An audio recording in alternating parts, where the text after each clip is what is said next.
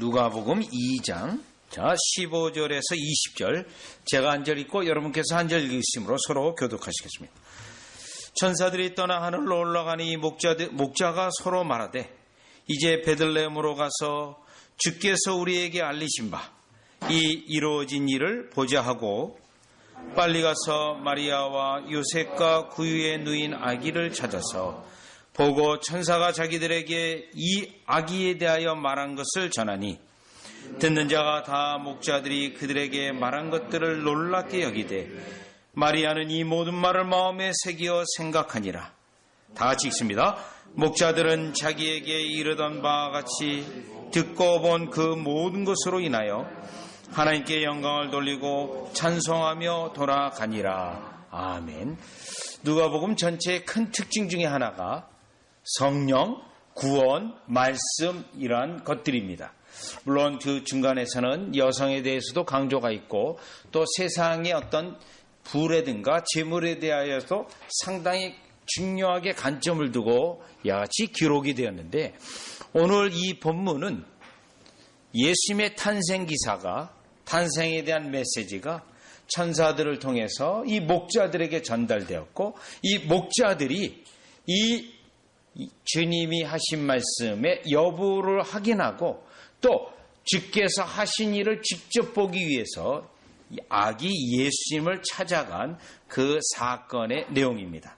그런데 이 사건의 내용을 자세히 구체적으로 볼 때 이 내용은 한편으로 예수님의 첫 번째 제자, 두 번째 제자이기도 하는데 왜냐하면 이 사건 속에서 이들에게 나타난 믿음의 증거가 주께서 그들에게 전달해 준 말씀에 대한 태도로 그들이 지금 현재 믿음이 일어나고 있는지 그 믿음의 효과가 어떠한 모습으로 나타나고 있는지 그 효과가 말씀에 대하여 응답하는 모습으로 나오기 때문에 바로 그렇습니다.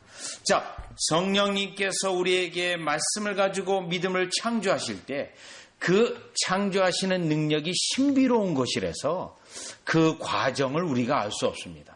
그런데 성령님이 그 말씀을 가지고 일하시면 과정은 신비롭지만 효과는 분명해서 그 효과를 가지고 지금이 믿음이 있는지 진정한 구원의 믿음이 발생되었는지를 알 수 있다는 겁니다. 그런데 오늘 이 본문에 나타난 인물들을 중심으로 해서 보면 자, 여러분 여기 본문 목자가 나오고 또 목자만 나온 게 아니고 18절에 보면 듣는 자가 이렇게 돼 있어요. 그런데 이 듣는 자가 마리아와 요셉만이 아니고 다른 여러 사람도 있음을 우리는 원문을 통해서 확인할 수 있습니다. 자, 우리가 보통 이 성탄의 어떤 드라마라든가 그 아기들의 그 교제를 보면 이 목자가 찾아갔고 또 그때 예수님의 어머니와 요셉이 있고 예수님이 구유로 놓은 곳으로 우리가 보통 선입견으로 그렇게 이해하는데 본문을 보면 마리아와 요셉 외에 다른 사람들이 있었습니다. 이 본문이요. 자, 그 사람도 있었고요. 또요. 19절에 보면 마리아도 있습니다. 그러면 이 본문의 인물들을 초점으로 해서 예수님의 탄생 기사를 목자들이 전했고 듣는 자들이 있었고 듣는 자들 가운데 마리아가 있었는데 그들이 그 메시지를 들을 때 다 반응이 달랐습니다. 반응의 차이가 있고 이 반응의 차이에서 이 말씀에 대하여 성령님이 어떻게 역사하고 그 말씀에 대한 역사가 어떤 반응으로 나타나는지 우리가 진정한 믿음인지 아니면 거짓 믿음인지 아니면 믿음이 발생되고 있는 가운데 성령의 역사인지 알 수 있는데 그 내용을 살펴보려고 합니다. 자, 그러면 먼저 15절 목자들을 관점으로 해서 이 천사들을 통해 들은 메시지에 대하여 어떠한 반응이 나타났고 그 반응은 믿음인지 아닌지를 확인해 보려고 합니다. 자, 그러면 15절입니다. 천사들이 떠나 하늘로 올라가니 목자가 서로 말하되 여러분 이 메시지에 대하여 서로 말했습니다. 또 이 목자들이 서로 말했을 뿐만 아니라 그 다음이에요. 이제 베들레헴으로 가서 주께서 우리에게 알리신 바, 중요한 건데요. 베들레헴으로 가자는 거예요. 지금. 그런데 주께서 우리에게 알리신 바라고 되어 있습니다. 분명히 주님을 말씀하고 있고 또 주님이 우리에게 전해준 메시지인데, 그 메시지는 여러분 그 앞에 11절에 있는 것처럼 너희를 위하여 구주가 나셨으니 곧 그리스도 주시니라, 이 메시지예요. 가서 이루어진 일을 보자고 했습니다. 그 다음에 16절이요. 빨리 가서.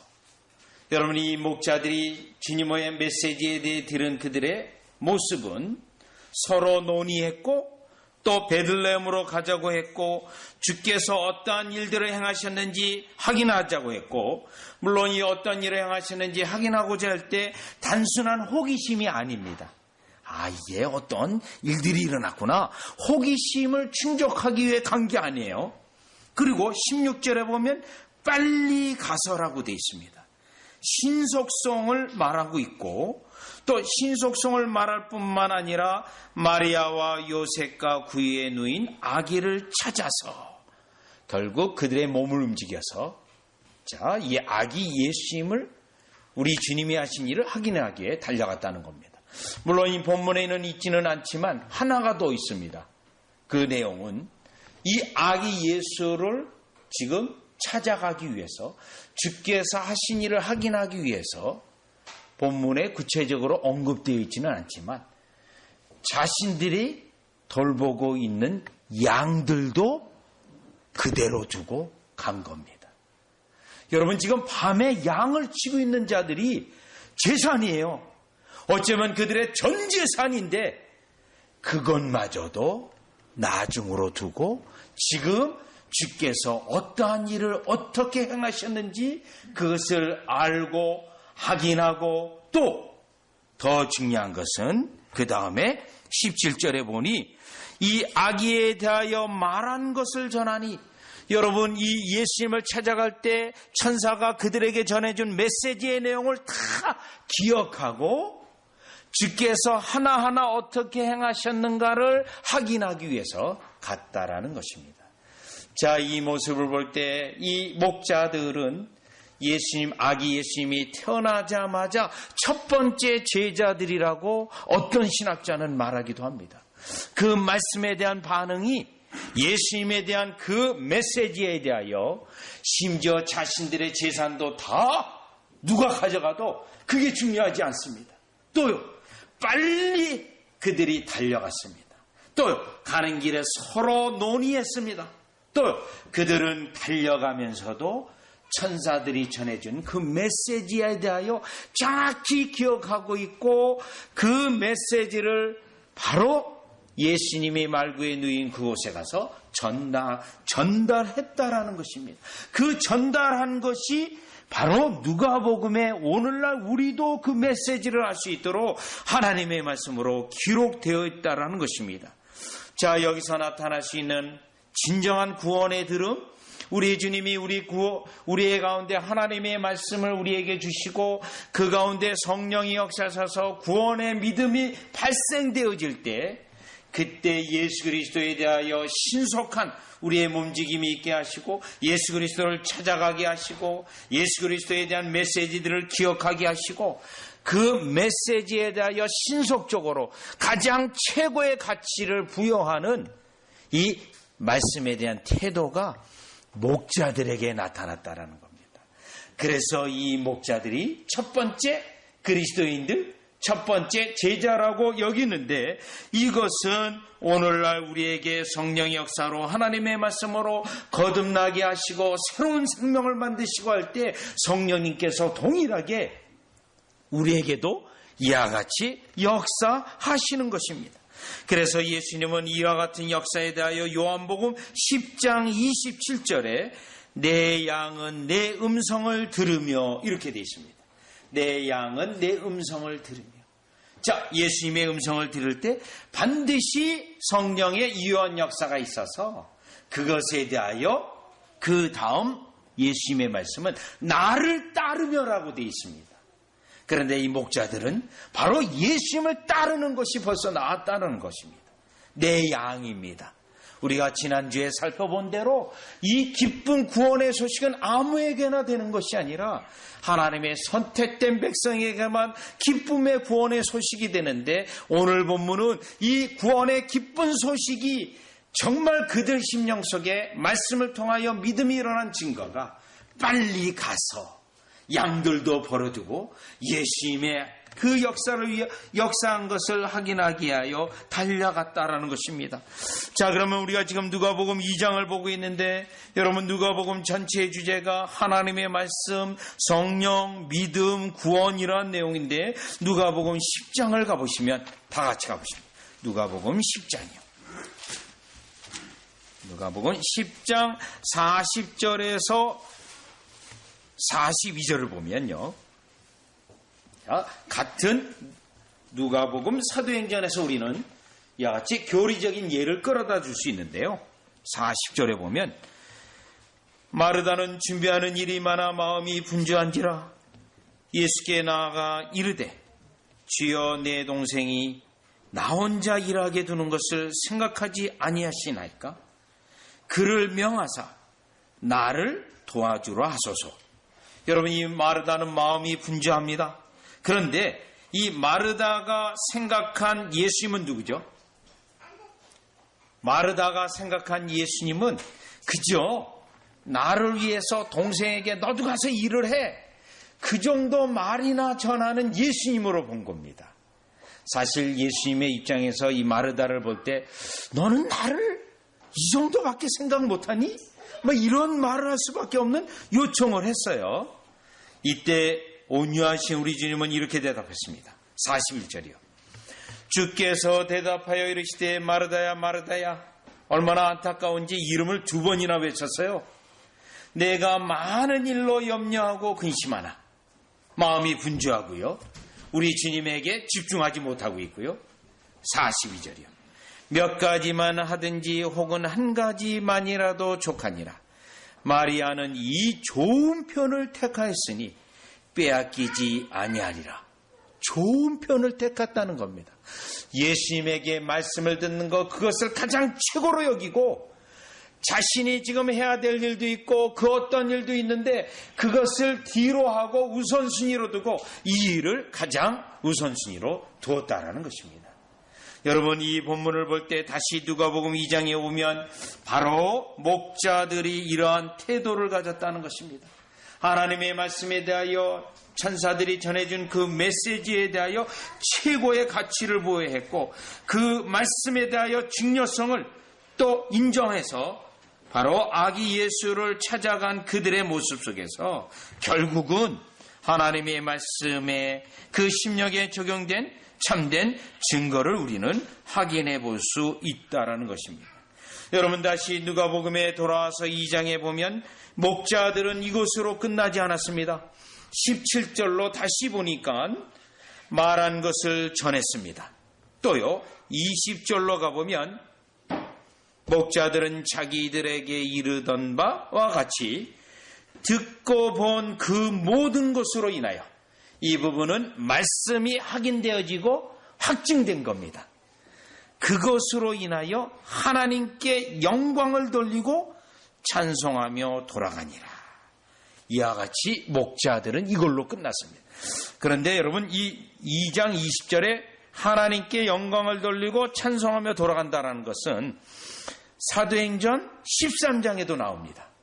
비시디아 안디옥에서 사도 바울이 설교했을 때 하나님의 택한 백성들이 그 사도 바울의 전하는 메시지를 듣고 하나님께 영광을 돌리고 그 말씀을 찬송했다고 되어 있습니다.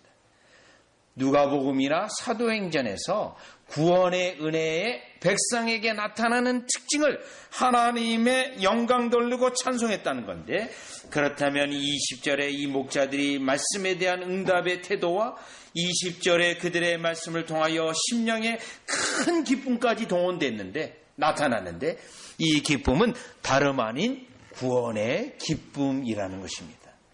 따라서 이 본문을 통해서 오늘날 여전히 이 사건이 우리에게 적용될 수 있는 것은, 우리에게 하나님의 말씀이 어떻게 증거되어지는지 우리 자신에게 살펴보아야 됩니다. 물론 마태복음 13장에 보면 4개의 밭의 혹은 씨의 비유가 있습니다. 돌짝밭도 있고 또 이와 같이 길가밭도 있고 돌짝밭도 있고 가시덤불도 있고 좋은 밭도 있습니다. 여러분, 그 비유의 말씀은 여러분 우리가 좋은 밭이 되어서 구원받읍시다, 그 내용이 아닙니다. 그럼 우리 행위로 구원받는 겁니다. 그 말씀은 진정으로 구원받는 사람에게 나타난 특징은 말씀에 대한 태도가 어떻게 나타나는지를 설명하고 정말로 좋은 밭의 은혜가 나에게 있기를 구하게 하기 위한 비유의 말씀입니다. 왜냐하면 그 비유 말씀 다음으로 진주장사 비유가 나오고 그 값진 진주를 구하는 비유가 나오기 때문에 그렇습니다. 그렇다면 오늘 이 목자들의 말씀에 대한 응답의 태도를 보면서 주님, 오늘 저에게 이와 같은 말씀에 대한 응답의 모습이 있습니까? 그냥 그 말씀이 길가밭에 있는 것처럼 마귀가 집어가는지, 아니면 돌짝밭에 있는 것인지, 아니면 세상의 염려 때문에 가시 덤불 속에 뿌려진 씨 같은지, 아니면 주께서 성령으로 내 심령을 깨부수어서 좋은 밭으로 만들어서 이 목자와 같이 말씀 때문에 양들도 다 버려두고 말씀 때문에 어려움 그 밤에 그곳으로 달려갔던 그들의 모습이 우리의 심령에 있어서 요한복음 10장 다시 돌아와서 내가 구원받은 백성이구나, 내가 회심한 백성이구나. 왜? 주님의 음성이, 주님의 말씀이 곧 나를 부르는 음성이요, 내가 그 말씀을 듣고 최고의 기쁨과 내가 그 말씀에 최고의 가치를 부여하는 이것이 내 자신에게서 일어난 것이 아니라 주님이 나에게 성령님의 역사를 통하여 말씀을 가지고 일어난 증거이구나, 내가 하나님의 백성이구나 하고 감사하며 찬양하는 여러분 되어지시기를 주 예수 그리스도의 이름으로 축원합니다. 자, 그러면 이번에는 두 번째, 여러분 다시 본문으로 오셔서 18절입니다. 18절인데 여기에 이 18절로 보면 듣는 자가 다 목자들이 그들에게 말한 것들을, 요 듣는 자라고 했을 때 영어 성경을 보면 모든 듣는 자라고 되어 있습니다. 또 헬라어 언어 성경을 보면 모든 듣는 자라고 되어 있습니다. 그러면 만약에 이 장소에 요셉과 마리아만 있었다면 이렇게 표현하지 않습니다. 그렇다면 이 목자들이 이 메시지를 전할 때 요셉도 있었고 마리아도 있었고 그 외 다른 사람들도 있었다는 겁니다. 그런데 성경 18절에 보면 그 다른 사람들이 목자들이 전해준 그 주의 말씀에 대하여 행한 일들에 대하여 어떻게 반응했는지를 보시면 됩니다. 18절 가보시죠. 듣는 자가 다 목자들이 그들에게 말한 것들을 놀랍게 여기대요. 여기 본문에서 두 번째 나타난 반응이에요. 놀랍게 여겼다는 겁니다. 여러분, 이 놀랍게 여겼다라는 것은 부정하는 것은 아닙니다. 그렇다고 믿는 것도 아닙니다. 부정하는 것도 아닌데 믿는 것도 아닙니다. 그리고 누가복음하고 다른 복음서에 보면 예수님의 기적을 행했을 때 놀랐다는 반응들이 있습니다. 그런데 이 놀랐다는 반응을 말할 때 그들이 예수님을 믿은 것은 아니라는 내용인데, 일단 누가복음 4장 22절로 가보시죠. 이 누가복음에서 같은 예와 교리를 찾아볼 수 있는데 22절 보시면 누가복음 4장 22절이에요. 그들이 다 그를 증언하고 그 입으로 나오는 바 은혜로운 말을 인하여 놀랍게 여겨 이르되 이 사람이 요셉의 아들이 아니냐. 여러분, 은혜로운 말을 인하여 놀랍게 여겼다고 돼 있는데 이건 믿었다는 건 아닙니다. 그런데요, 이 사람이 요셉의 아들이냐? 이 뒷부분이 뭐죠? 어떻게 목수의 아들인데 이 정도까지야? 그 정도까지입니다. 예수 그리스도가 하나님이 보내신 아들이요, 예수님이 구주요, 거기에까지 이르는 믿음은 아닙니다. 그렇다면 오늘날 이 시대에도 많은 자들이 예수 그리스도에 대한 말씀을 듣고 성경을 듣고 성경을 읽고 예수님이 하신 일들을 다 읽지만 다만 놀라는 것 정도로 끝나는 경우들을 볼 수 있는데, 여러분 이러한 경우는 지금 믿음으로까지 나아가지는 않은 건데, 이러한 경우는 제가 조금 아까 말씀드렸던 마태복음 13장에 돌짝밭의 비유에 나타난 거기에 해당되는 겁니다. 여러분 돌짝밭에 뿌려진 그 씨의 효과는 어떻게 됐죠? 예수님의 설명은 어떻게 됐죠? 말씀을 듣고 기쁨으로 받으나, 기쁨이 있어요. 체험이 있어요. 그러나 말씀으로 인하여 환난이 일어나는 때는 그 말씀을 버리는 자라고 되어 있습니다. 이러한 경우를 우리는 신학적으로 일시적 믿음이라고 합니다. 혹은 흥분적 믿음이라고 합니다. 또는 감정적에 치우쳐진 그러한 믿음이라고 표현을 합니다. 진정한 구원의 믿음은 아닙니다. 여러분 때때로 청년들이 어떤 찬양 집회를 합니다. 막 찬양을 하면서 우리의 감정이 극도로 치솟아서 내 몸에 떨리는 현상도 일어날 수 있고요. 여러분 이 떨리는 현상 때로는요 어떤 현상도 있냐면요 교회사 속에 있었던 현상이에요. 또 진동 현상도 있어요. 막 몸이 점핑도 되고요. 또 홀리 댄싱이라고 부르는 현상도 있어요. 막 춤을 춰요. 춤을 추는데요. 한두 시간 치는 게 아닙니다. 19세기 초에 미국 장로교에 일어났던 일인데요. 6시간씩 춤을 춥니다. 저는 그 역사적 기록을 볼 때 이야 참 외적으로 나타난 역사는 컸겠구나. 막 6시간 춤을 추니까요. 그러면서 그 본문을 보면 이건 분명히 성령의 역사는 아닌데 은혜는 아닌데 그러면 갑자기 어떤 생각이 들었냐면요. 여러분 6시간을 에어로빅을 했다고 생각해 보세요. 살은 좀 빠질 수 있겠다. 그런 생각까지 좀 해봤습니다. 성령의 역사일까요? 아닙니다. 일시적, 흥분적, 감정적인 역사입니다. 그도 놀래고 기뻐할 수 있습니다. 그런데 지금 이 예수님이 탄생의 현장 속에 있는 자들이에요. 거기에 목자들이 전하는 말입니다. 아마도 이들에게는 이러한 판단이 있을 수 있습니다. 아니 이 부모도 천하고 말구에 있고 환경도 뭐 왕이 온 것도 아니고 도무지 인간의 이성으로 받아들일 수 없는 사상, 생각, 이 말이에요. 메시지예요. 그런데 어떻게 이런 일이? 그런 놀랄 수 있는 것도 이 본문을 보면 야같이 나타나고 있는 것입니다. 여러분 성경에 보면 이러한 경우가 많이 있습니다. 요셉을 통해서 바로 왕은 놀라운 하나님의 축복을 경험합니다. 그러면 그 바로 왕은 요셉을 총리까지 올려놨습니다. 그러면 그 바로 왕이 하나님을 예배하고 경배했나요? 안 했습니다. 또요 성경에 보면 다니엘서를 보면 다니엘은 여러 대의 왕들을 그가 섬겼습니다. 느부갓네살, 다리오 왕. 그런데 그 느부갓네살은 다니엘로 통하여 전능하신 하나님을 알았습니다. 심지어 성경에 보면 찬양까지 했습니다.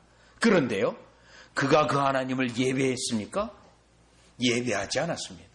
그 하나님께 굴복됐습니까? 하나님의 주권을 인정했습니까? 인정하지 않았습니다. 다리오도 마찬가지입니다.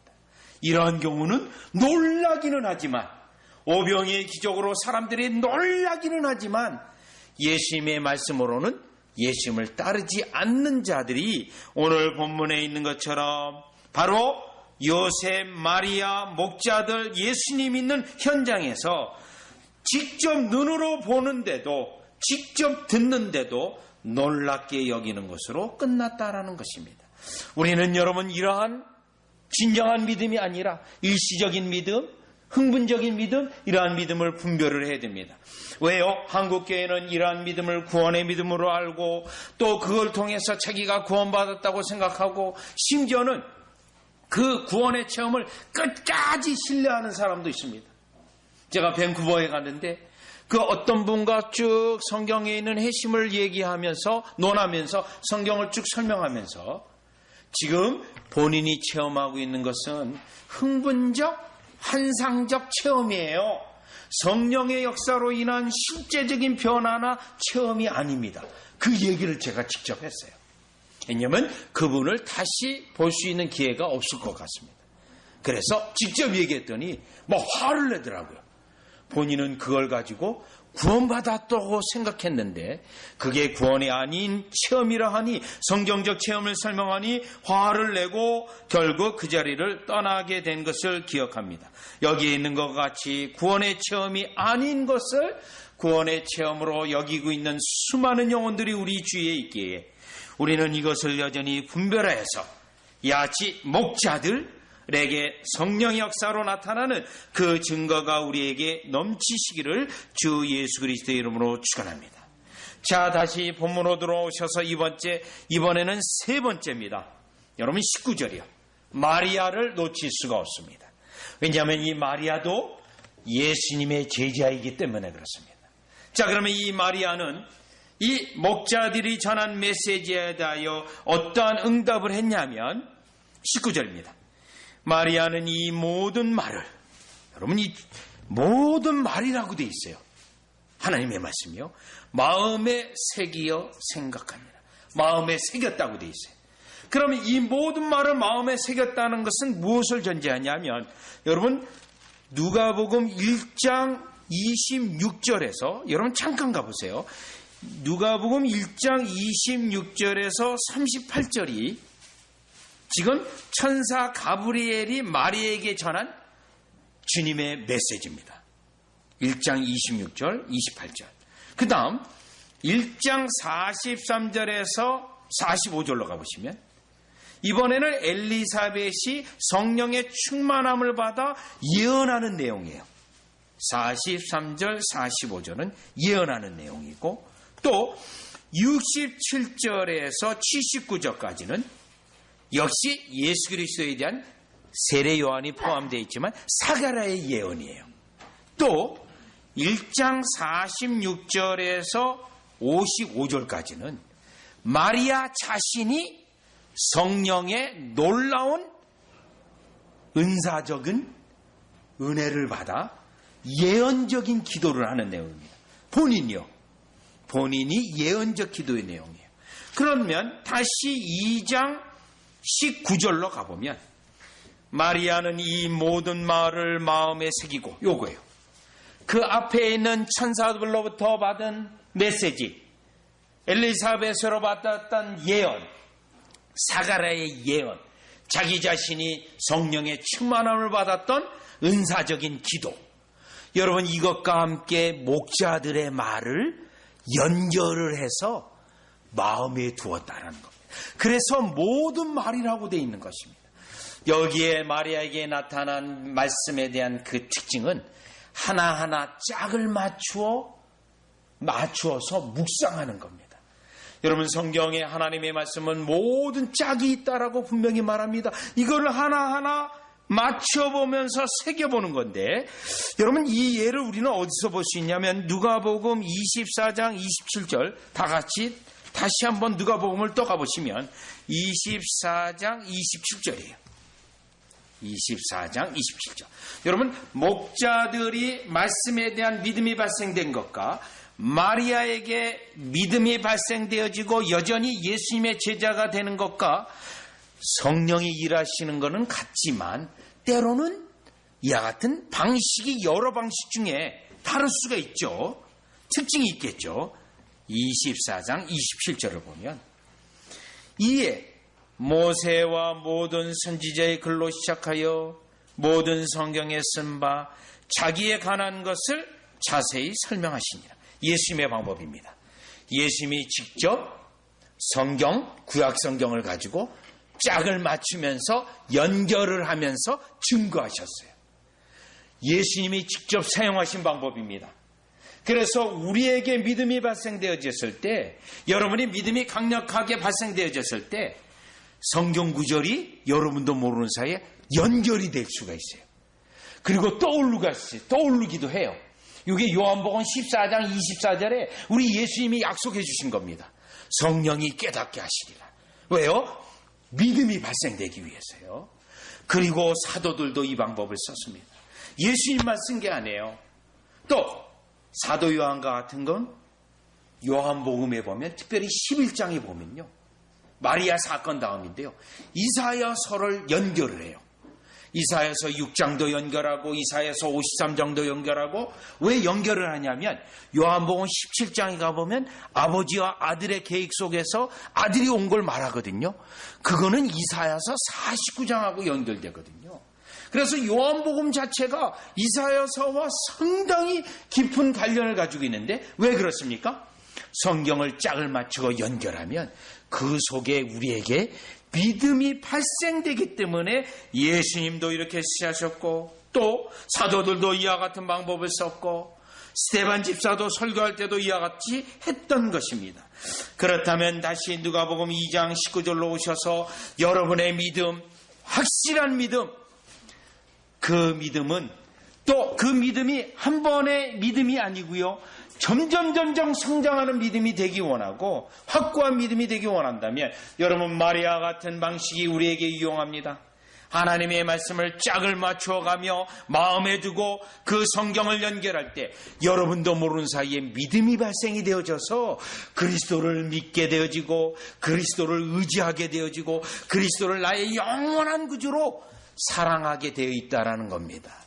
목자들과 같이 마리아는 이미 가브리엘로부터 이와 같은 메시지를 받았기에 그 말씀을 맞추면서 말씀을 묵상하면서 믿음이 발생되어졌는데 여러분도 이와 같은 예는 사도행전 17장에 베레아 교인들이 날마다 모여 간절한 마음으로 순전한 마음으로 하나님의 말씀을 짝을 맞춰 갔을 때 믿는 자들이 많이 일어났고 특별히 기브인들 가운데 믿는 자들이 일어났다고 했는데 이 방식은 누가복음이나 사도행전에서 우리의 믿음을 발생시키는 성령님의 사역이시고 또 이 마리아도 예수님의 제자로서 이와 같은 방식으로 예수님에 대한 성경 구절을 연결을 하고 짝을 맞추어 예수님에 대한 믿음으로 발생되었다는 사실을 볼 때 오늘 이 누가복음의 목자들이 전한 메시지를 통하여 그거에 대한 반응을 통하여 구원의 믿음이 실천적인 믿음이 나오는지 아닌지를 확인하게 되었는데 저와 여러분이 언제든지 하나님의 말씀을 붙잡고 읽되 설교를 듣고 읽고 할 때 이와 같이 믿음에 더하는 역사가 있고 또 구원의 들음이 있는 역사가 넘치시기를 주 예수 그리스도의 이름으로 축원합니다. 기도드리겠습니다.